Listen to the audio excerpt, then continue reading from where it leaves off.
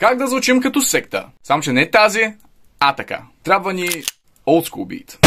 Започваме с пиано, но внимание. Първо изсвирих това пиано.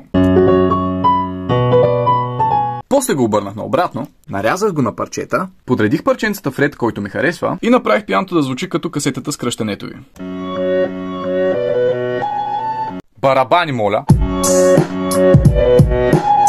И накрая за разкош, вокал от морално съсипан тъмнокош.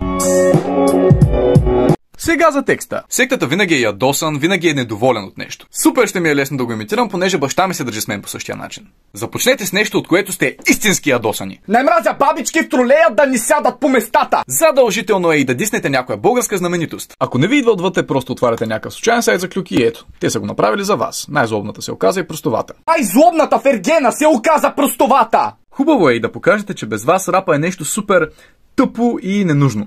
Рапа без мен не като дядо Коледа без подаръци. Накрая може да направите и малко обобщение на това какво мислите за българските си колеги. От край време БГ сцената е пълна с отпадъци.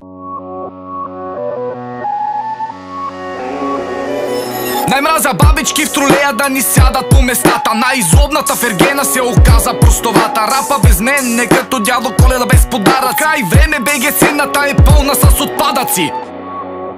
Пълна с отпадъци.